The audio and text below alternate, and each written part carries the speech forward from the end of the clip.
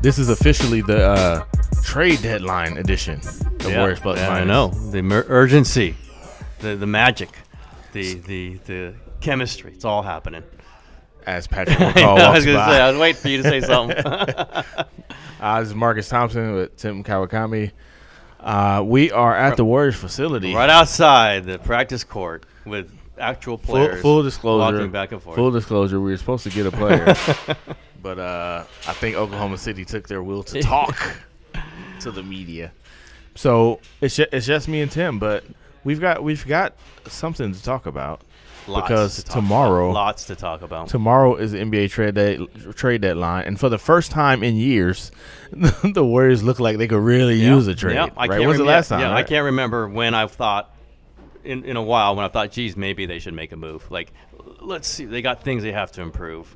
With just like a minor piece could improve them. Before it's like, they make a minor move, whatever. But this is, and they haven't. This is like, a guy who could shoot a little bit on that second unit could be interesting for the playoffs. Well, maybe the last time was how did they add Jordan Crawford? Yeah, was that a trade? Was that a trade? Yeah, that was the same thing. Like that's a guy that you thought, okay, Jordan Crawford. Wasn't Steve Blake in there? Yeah, it was that Blake and all. They flipped around a bunch of stuff. I can't even remember who they would have traded, but that was the last time at the deadline they added players. That was 2014. For the Clippers series.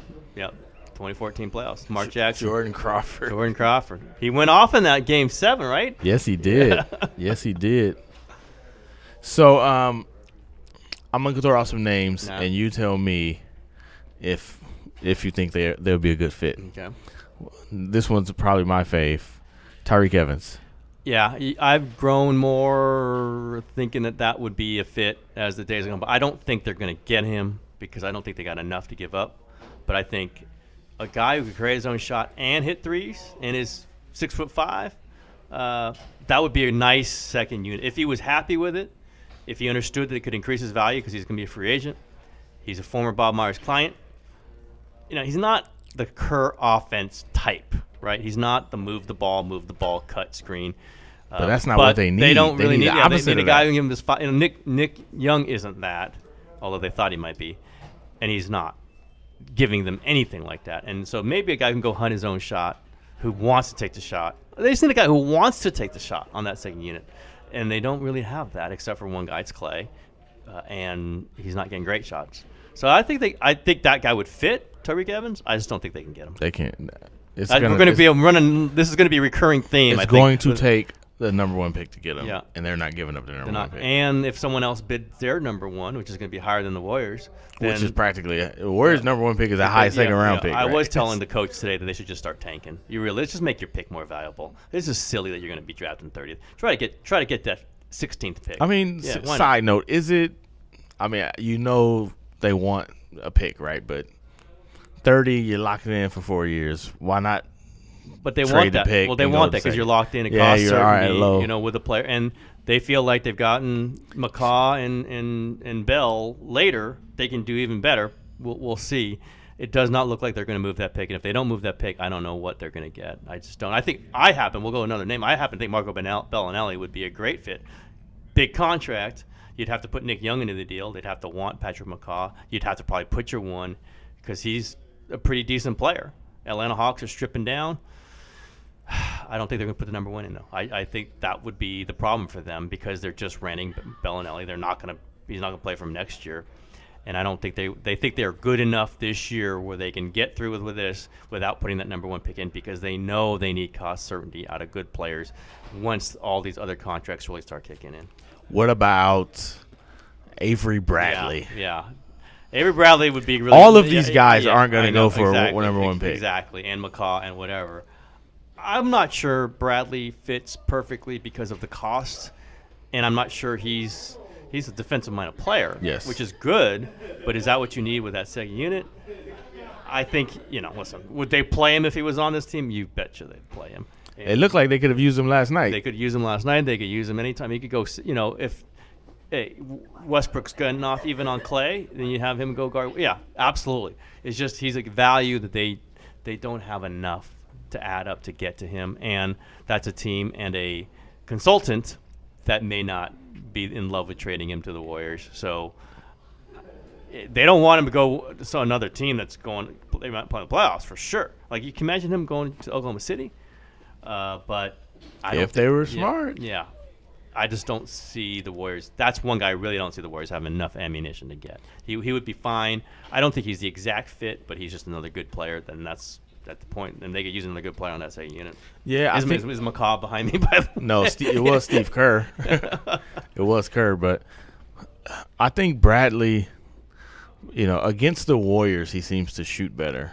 And there's a couple games in that Cleveland series where it's like he can get you some buckets, and I don't know. Marcus Smart went crazy for exactly. I mean, I don't think that's a guy, by the way. I think you need a guy who can get you some buckets. Yeah. That's what you need. Like a defender is great if you can get him, but what they need is a guy who can come in and score. Because they've got Livingston, they've got Iguodala, they got Draymond, they got Clay, and they got West. If you just take out one of those pieces and have him be a scorer, the other guys can make up for the defense. Absolutely. I think is a general idea. Question. The general idea. And somebody who can hunt their own shot and who can create their own shot and a low-maintenance scorer. Not like a Omri Caspi who clearly needs 58 screens to get enough time. Right? And even then, he doesn't pull the trigger. Fake and go. They need a guy who's like, man, I don't need to tell you anything. Caspi standing right behind you. Yes, I hope so. Yes. And in my one thing that I have noted, I'm the only one who notes this, is now that they have to play Livingston with a second unit, which they did not in the postseason last year, he can't play the end of the first and third quarters with Steph, and I think that helps Steph, that he's not the whole quarter, he's not the only guy with the ball. Livingston helps him out at the end of the first and third. Now they have to take him out because Nick Young, and I better watch myself, Nick Young and McCaw aren't playable with Steph right now because they take down that whole unit. Kirk tries it.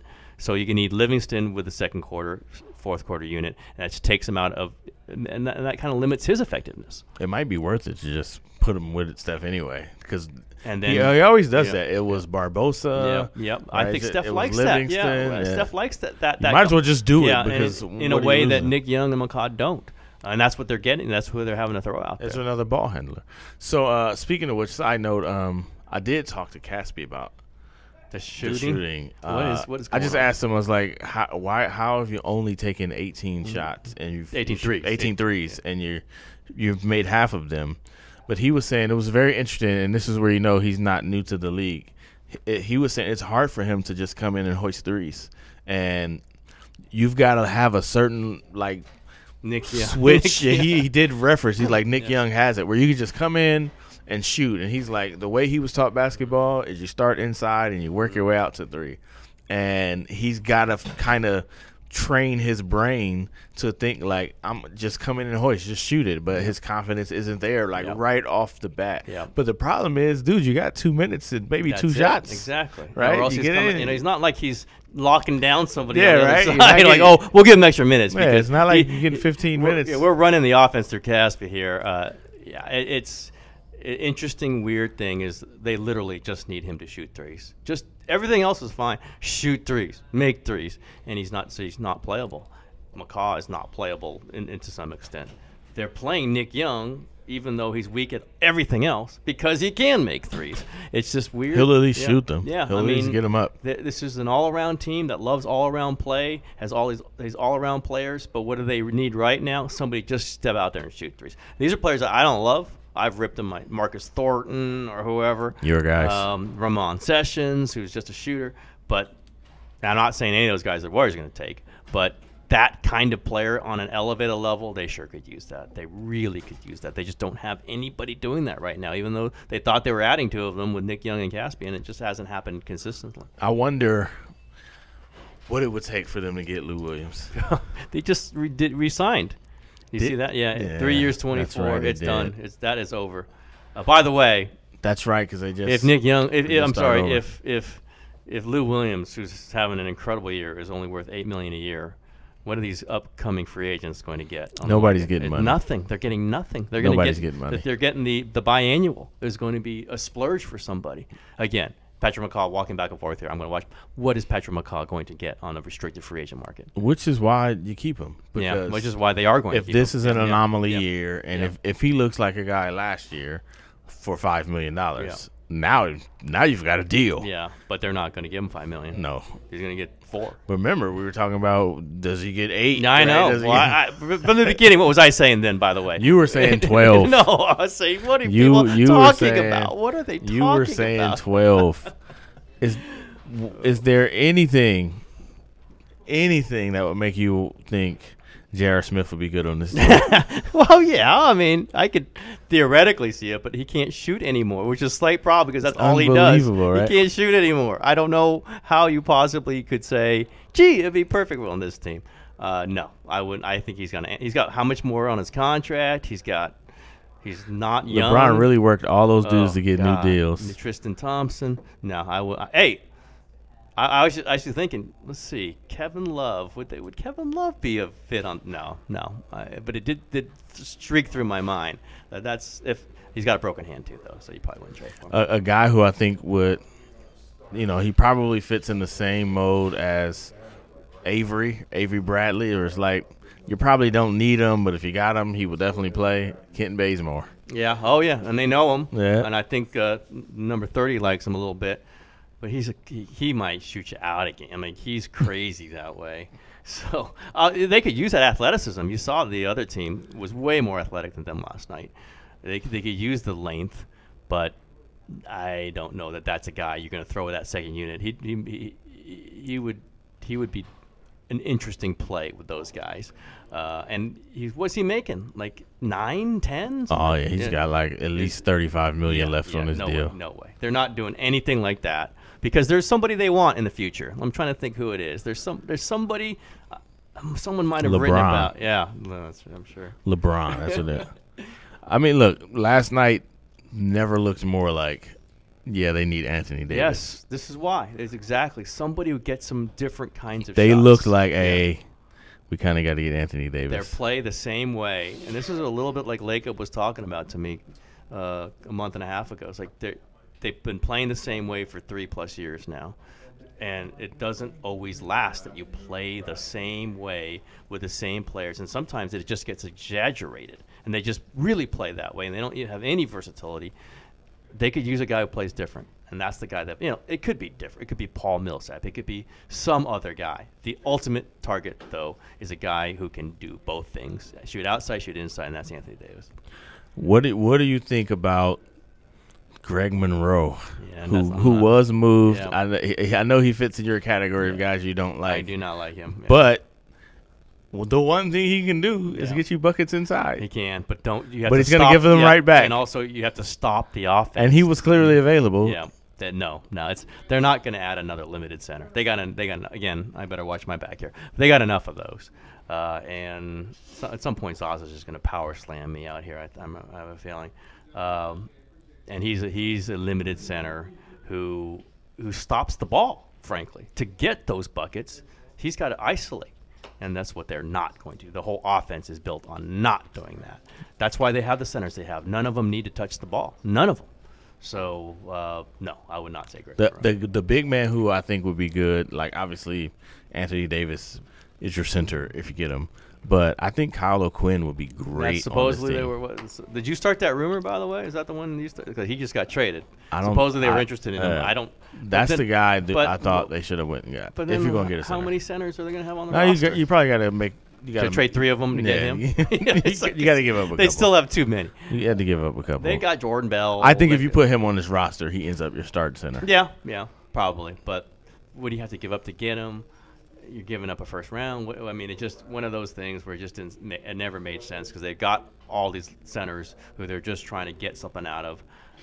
You just ride with them. And if Jordan Bell was healthy, it might be a different conversation altogether. If he was improving and healthy, he'd be an interesting player in a game like last night's, by the way. Marcin Gortat, apparently on the market. No. You take him over Zaza? I would, but you're not exactly getting him for Zaza, by the way. It's going to take a lot. I mean, if they're just trying to dump his contract. Yeah, but that's going to explode that tax bill even more. No. There's going to be nothing that they get is ever going to be, wait a minute, it's going to screw them in the future. They're not doing that because if they do nothing, they're going to pay a ton of money. And if they want to change, it really is they don't want money on their. Is a guy who intrigues me. I don't know if he can shoot. He makes a couple shots here and there with the Warriors. He just does a lot of things. Mo Harkless. Yeah, he's not a reliable scorer. No, but I think they need a scorer though. Yes, he's their kind of player. Yes. I think in multiple positions. Guard can play the 4. Can even fake the 5, I think, at times. Shoot the shot sometimes, but no, they need somebody much more dynamic offensively than that to make a difference on this team. Like if they wanted to flip it around, he's a guy who could be a 7th, 8th man on this team, but I don't think he'd make a huge difference on a second unit going into the playoffs. I don't see it. It's the type they need is one of those guys that they've avoided. Is that Jordan Crawford, Tyreek Evans, yeah. And they've avoided those players. And when you have one thing, just go and get Will Barton and then it's done. Will Barton would be so good. Just for go them. Get Will Barton and it's done. Good. Like go get Alec Burks. Alec Burks would be good. Terrible defensive player, but it doesn't really matter for them. No, you just need to come in and get buckets. Just like you talked about with Caspi, he has got some block against coming in and shooting. Just get a guy who that's all they want to do. That's it. All they want to do. This is their life. You get 3 minutes, take 3 shots, you make one, make another, and then you're off the court because of what they need, right? And we're talking about these players who the Warriors, they just don't fit the Warriors, right? They're not a Warriors. Tyreek Evans would not be a Warriors type of player. If we revisit this, do you want Jamal Crawford on this team? Totally not a Warriors player, but there's a guy who. Yeah, but at what number? At what number? Well, he's low, right? Is he? Yeah, he's low. Okay. He got bought out, or did. I don't think they'd want him, but he would be interesting. I mean, they had their chance. Right now, in this moment. Right now, he would be somebody they would play because they got Nick. You're paying Nick Young 5.2, so I don't know that they can say absolutely no way would they want Jamal Crawford. Like 4. 4, yeah. I mean, hey, you're paying Nick Young 5.2. Then Jamal Crawford at 4. I could see why they talked themselves into that Nick Young was a superior player, but that's not happened. That has not happened. I don't think Jamal Crawford saves them, but he would be an interesting for this very, very just for limited, this one limited thing we're talking about. There aren't that many guys who can do this. Yeah. What we're saying they need. Yeah. Come in with David West, with Draymond Green, Andre, and come get a bucket. Yep.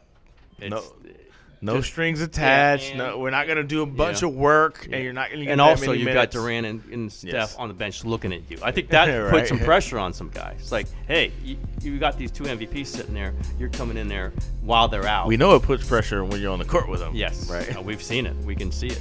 But Lou Williams, there's not that many guys. And if you get the wrong guy, it's bad. It's bad.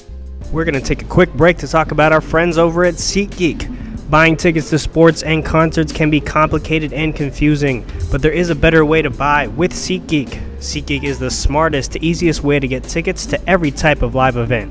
Whether you're searching for a last-minute deal, planning a night out, or need to find the perfect gift, SeatGeek helps you find the best seats at the best prices, fully guaranteed. There's nothing quite like seeing your favorite team or musician in person, and SeatGeek will get you closer to the action for a great value. We here at Warriors Plus Minus have the SeatGeek app on our phone, and we find it's the easiest way to find and shop for tickets. SeatGeek is designed to make your ticket buying experience easier than ever. SeatGeek saves you time and money by searching multiple ticket sites to compare prices and find amazing deals. And to get you the most bang for your buck, SeatGeek grades every ticket based on value to help you immediately identify the best seat to fit your budget.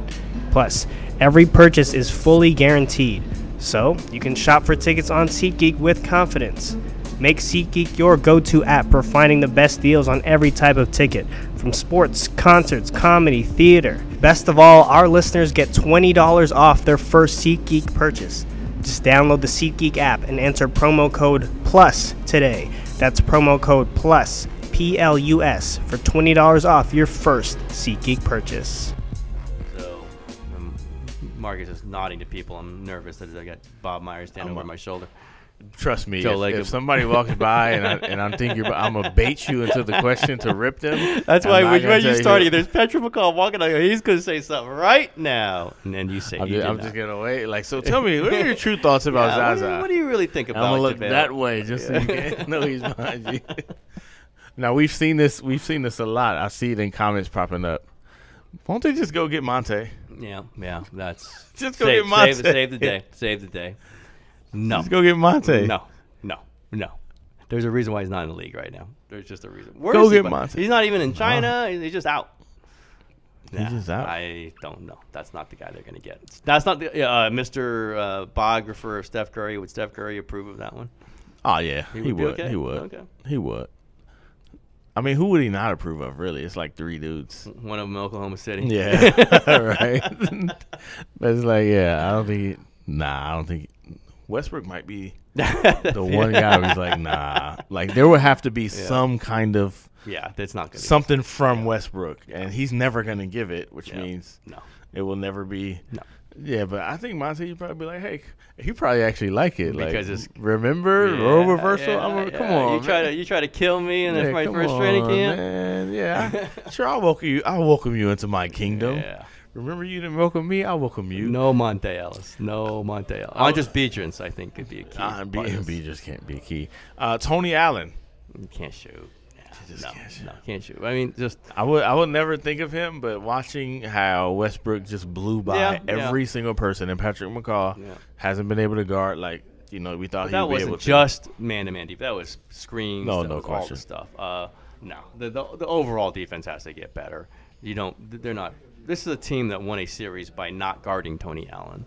By literally saying, we are not. Bogut, kind of pay attention to him. But if he gets the ball, don't even go toward his direction. So just watch him a little bit. I don't see who came up with that one. Was that Ron Adams? That was Ron Adams. I just can't see those meetings. Let's go get Tony Allen. God, we just decided we won a series because we didn't guard him. We're struggling. What are we gonna do? You know what? Let's just stop guarding Tony Allen. Okay. Let's win 3 straight and go on the next round. No, I don't see it. And he's not as good now as he was then. Anyway. Nah, and he's not really getting much action on the court. There are just not that many guys, which leads us to believe, are they fine if they don't make a trade? Yeah, I think, we can all say they need somebody, but I don't see that exact fit right now, especially if they're not going to give up the number 1 pick, and I don't think they are. Nor should they. They shouldn't. This is what they got. They're okay. They've still got the best record in the NBA. They may not for much longer, but they're okay with that too. And we know what the change is in the playoffs. It's you move Durant onto that unit. They don't like doing it. It's grudging, but you put Durant on. You also bring them dudes in early. Well, so you're gonna bring Durant in. I mean, they did that anyway. Ian Clark got like 30 seconds with that unit in the tough games. Ian Clark would be good. Ian Clark would fit this team. Yes, Ian Clark would be good. He makes threes. This bench does not make threes, but. The switch is to get Durant. What's Leandro Barbosa doing right now? You'd love that. I know Kerr's probably texting him right now. Get him and Vergel back. Get the Brazilians. I just watching this game last night, and I really thought this was a game where the Warriors would say, "All right, let's bring it this game." Yep. I think they went into it thinking that. No, I totally. They also went into Denver thinking that too. Like, we're not gonna let the back-to-back get us. We're gonna show you that we can conquer this. I just don't think they have it. Yeah. They just, not even physically, mentally, they don't have it. When you watch what Westbrook brought, and they can't match that. They just Draymond can at some point, but then I don't think he can right now. I think they need a break. Yeah. Because all of their driving forces are all internal now. Mm-hmm. There's no before it was I got to beat that guy. You guys doubt me. Mm-hmm. Nobody can even do that anymore. There's no question about them. Even when they lose, they're like, all right, but they're still going to win a championship. They don't have any outside driving for Westbrook's got it. Yeah, well, no, Westbrook's got like 10 of it. 15 of it. So they have to, it's got to be pride. Like it's a lot. Yeah, it's got to be pride at some point. It's not happened yet. But that's a well you can't live on. No, I agree. Right? And you probably don't want to go to it until April. Correct. I mean, listen, what is Andre? Where's his mind right now? There's a few guys you could just say, okay, are you going to do this or are you not? Because that's all you got right now. Is, all right, the last hope is that you're going to get it together when it's time. Because they can't, they're not replacing Andre Iguodala. That's not happening. He's being paid $16 million. There's not anybody else who can do what you hope he can do. And the guy who you thought in McCaw. Oh, yeah, that's hurt them. Yeah, and that has not turned into this. So it's got to be Andre gets better because, he affects 2 units. He affects the second unit, and he affects the Hamptons unit, 5. Yeah. And that's a pretty big deal. that he's not playing well and he's hurting both essentially. That's just 14 minutes a game, 16 minutes of key basketball a game that he's a huge part of, more than that. And that there's nothing they can do about that except hope he's better. And I don't know if that, with him, it might be he got his big contract. He knows this is it. It partly might be he's tired. It partly might be he's just not aging very well. But there's nothing they can do about that. But also part of it is he needs those other guys to play well. Yeah. Right? He if Steph is playing well and aggressive, then Andre looks a whole lot better. Yep. If Clay's playing well and Andre's looking better. And really he's always been great as the offense that kills you, right? Mm-hmm. The other guys are like bleeding you out. Andre's the offense that kill you. But when you need Andre's offense to hang in there, now you got a problem. And it's always been that way. He's the one that, hey, we've got all these adjustments for Steph and for Clay and for KD. Oh, and now this guy too? Mm-hmm. Well, when you don't have Steph do anything or Clay do anything or KD and you're like, Andre, you got to do something here. Like, that's never been him on this team. And even maybe a little bit before. Yeah, it's probably not going to be. It's not going to be him. So the easiest answer is to figure out how to get those guys going. Like, you can't come into a game like this and Steph is just – and they're doubling him and he's accepting it and he's passing out of it and that's it. You just can't – you can't do that with – it just affects so much, and Andre is one of those guys. He's just not going to – I mean, that's correct. I'm not disagreeing. I am. He does have to play better. Period. No question. He does. I mean, it just. You can't he's getting in the lane, and then not even thinking of shooting. And that's where I think they get 4 or 5 turnovers a game on that stuff. He and Zaza just in the lane, they're at the rim, and they're like, forget it. I can't do anything here, so let me just throw it off. I mean, one of those guys, but 2 of them, and sometimes Draymond. Sometimes Draymond. So. At least Draymond will try to dunk somebody. I mean, he will. He will dunk occasionally. At least do that. He does those. I'm in the lane. I'm stuck now. Well, Durant does it too. So that is after watching them dudes get into the lane and just like Zaza the sniper hits him, and he's like, and then he turned around like, you fouled me. Like, dude, you weren't even trying to shoot that. That's when he starts going to the ground. Yeah, right. Here goes Zaza. He's going down like Zaza. That's what, again, I'm not the largest JaVale fan, but I can understand why Warriors fans are going, at least have him. He can at least take the ball from right here and dunk it. He tries to do this stuff. There's something. He moves for the ball where the others are moving away from the ball. And they don't want the ball. Starts have been a problem all year. Mm-hmm. And I don't care what anybody says about his rotation, his impact, whatever. Steve loves him, I know. Part of the reason for the start is you're playing 4-on-5 on offense. Like, that's just literally what it is. They're literally the Warriors pass to the open man, and they're forcing passes to Zaza. Like, that's part of it. And that's what the defense is like. Yeah, right. That's part of it. And now instead of getting 12 points in the first 5 possessions, you're getting 4. Right, and now you got to start making some threes, and if they don't start falling. Like, that's nothing. What I do believe that leads to some of the turnovers. It's been lazy, stupid passes for sure. But the extra ones, it's because they have to force stuff because their guys can't finish. So you have to throw the perfect pass, or you're zipping it across those diagonal passes through the lane that Paul George went. Thank you very much. Because Paul George, they don't even pay attention to the roll, man. Like, they're running this roll, and Zaza, they're like, we're trying to bait you into giving it to him. Because they want him to catch it, and then they'll guard him. And meanwhile, Paul George is on the other side waiting for the weak side pass. Because the Warriors are anticipating the weak side is going to cover for that, so they try to throw it to the guy across the court. Not happening. Yeah, but they're not covering Zaza. They're not covering Zaza. They're not Looney. They're not covering Looney. He's better at it than Zaza, but they're not covering them. The only people, and even Draymond, they're letting him roam. Andre. Like, we're listing a lot of guys who aren't being guarded, which is their issue. The guy who makes them pay the most is David West, because he can at least hit the 15-footer, and he takes it. And if he gets 2 or 3 in a row, now you got to come out on it. But even then, he's not going to take that and then go and make a play. And Jordan Bell doesn't do that either. So It's really Steph KD. That's the pick and roll right there. That's the Draymond. When Draymond's going well, when he's playmaking, when he's attacking, he's not doing a lot. Again, and whether Draymond's hurt, that's he's not the same. Yeah, it's a whole other thing because he doesn't look the same. He has the same instincts. He doesn't look the same. And I don't know if that would ever affect his shooting. His shooting comes and it goes, but defensively, you can see him trying. Like in the first quarter, he was like all over the place, and then Steve took him out.